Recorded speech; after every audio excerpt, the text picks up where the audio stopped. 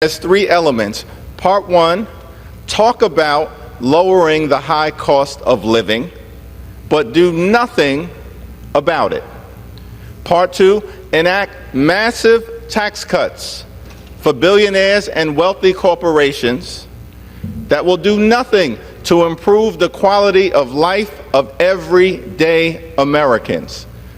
Part three, stick working class Americans with the bill for those massive tax cuts for billionaires and wealthy corporations by destroying Social Security, Medicare, and Medicaid as we know it.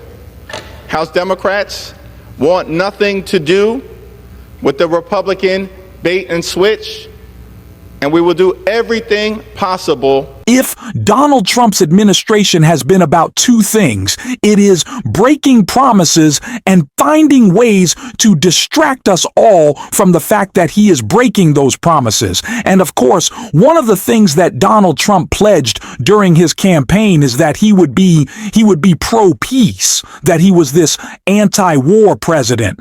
And that's why his generals didn't like him, not because he was often quoting Hitler or appraising his generals, but no, it's because he's so pro-peace, which he immediately gave up on the first day of his presidency when he decided we were going to war with Canada and invading the Panama Canal. But now he has found another reason, an invasion, or I guess buying of Gaza.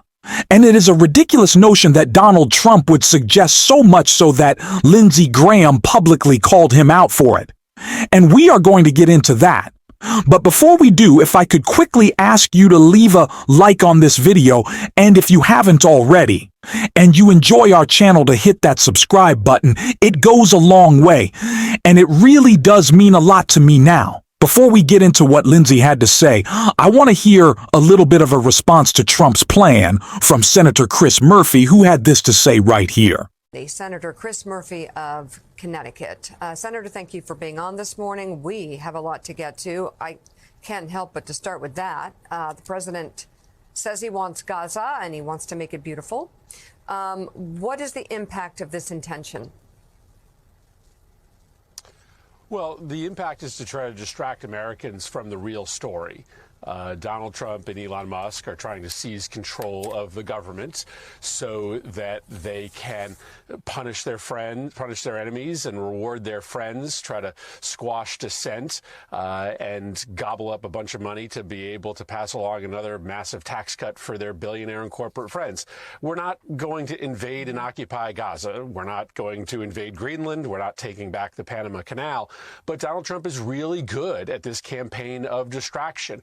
You saw the American people start to rise up over the weekend when they heard that Elon Musk was inside Treasury stealing their data. And Donald Trump doesn't want you or anybody else to talk about that today.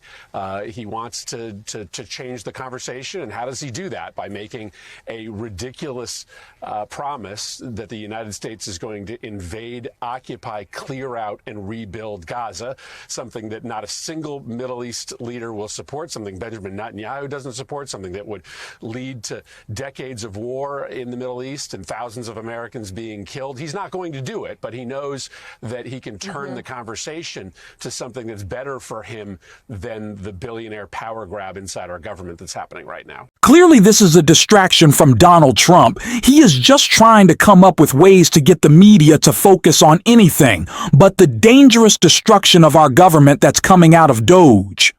We saw a 30-year civil servant and director of the Social Security Agency resign today because they refused to give Elon Musk access to just Social Security at large. Elon to go in and tear things apart with his Doge bags, his little lackey, by the way. That is what we are calling them. I guess we can call Elon one as well, but all of his little engineer guys, we're calling them Doge bags. I think that's the best title for him. But this is what Donald Trump wants to do. He wants to shift attention with these ridiculous ideas, these culture wars.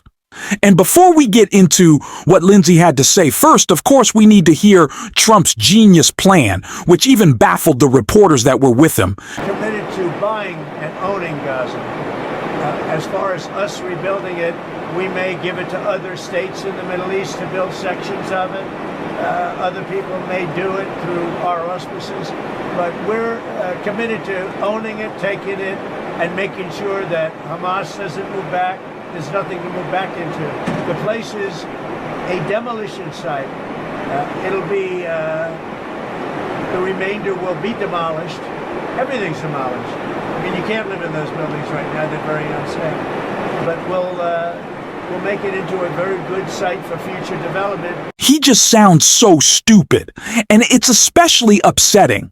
Well, it's upsetting for a lot of reasons, but because so many young guys in my generation, part of their reasoning, their flawed reasoning for voting for Trump, a lot of what I heard was, well, he's this anti-establishment figure who's against war and all this, entrenched military industrial complex that's in Washington. Although Trump won't let Elon go after or audit or, get rid of the corruption in the defense budget. He's anti-war, and he wants to attack Canada and Mexico and Panama and invade Gaza. But no, still anti-war. It's just ridiculous, so much so that even Lindsey Graham was willing to call it out. Graham's remarks come as President Trump has doubled down on his controversial plan for the United States to take over the war-torn Gaza and push nearly 2 million Palestinians in the region to resettle elsewhere. The U.S. will take over the Gaza Strip, and we will do a job whether we'll own it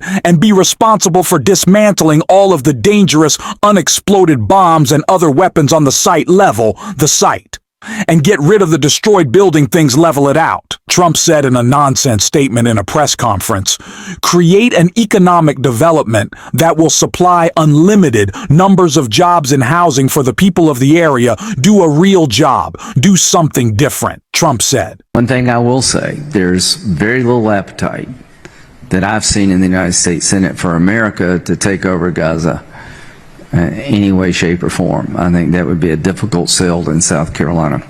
So, when Donald Trump's most subservient little lapdog and Lindsey Graham is disagreeing with him, things have gone pretty awry. Things are not heading in the right direction. And again, a ridiculous notion from Donald Trump, and so counter to this narrative that he has tried to push. And it's funny. MAGA is revolting against this. It is of all of the promises made, promises broken, I'm seeing from Trump, it's actually kind of shocking that this is the one that is really latched onto. Like I said, a lot of young guys in Gen surprised that this is what Trump is saying. Why should they be? Jed Project 2025?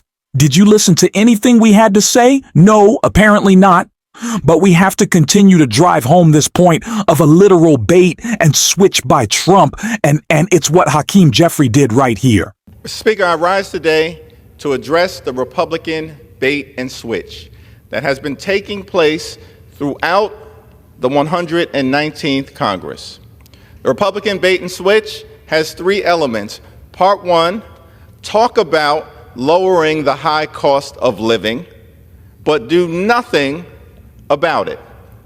Part two, enact massive tax cuts for billionaires and wealthy corporations that will do nothing to improve the quality of life of everyday Americans. Part three, stick working class Americans with the bill for those massive tax cuts for billionaires and wealthy corporations by destroying Social Security, Medicare, and Medicaid as we know it. House Democrats want nothing to do with the Republican bait and switch, and we will do everything possible to stop it. The cost of living in the United States of America is far too high.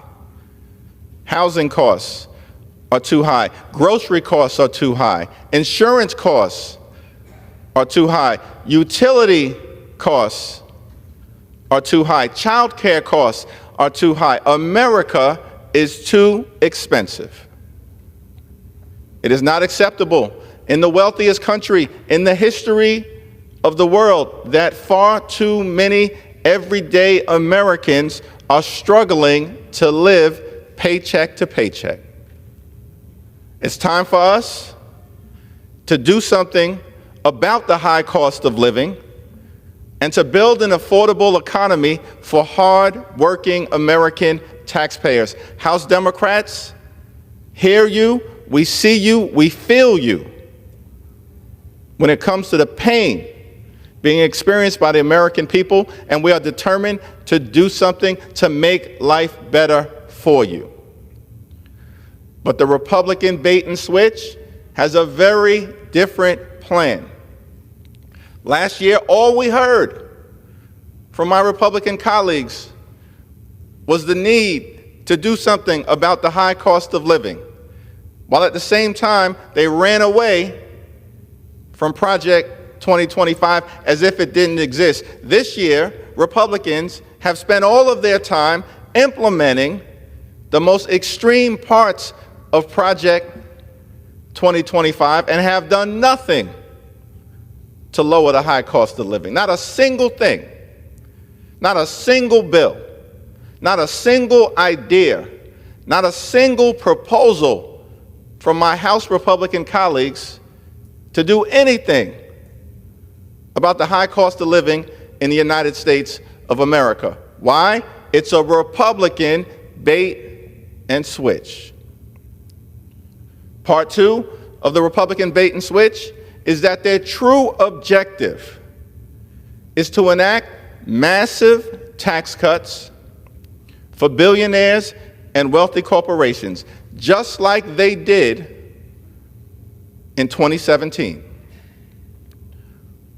When the GOP tax scam was passed, where they set in motion legislation where 83% of the benefits would go to the wealthiest 1%.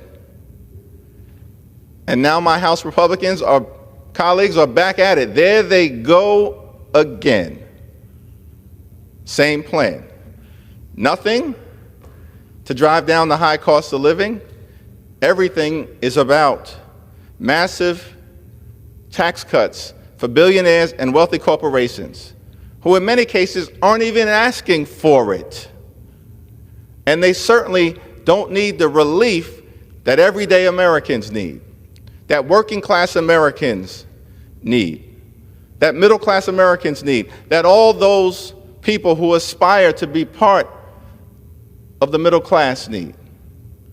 It's a Republican bait and switch. What's the final element of the Republican bait and switch?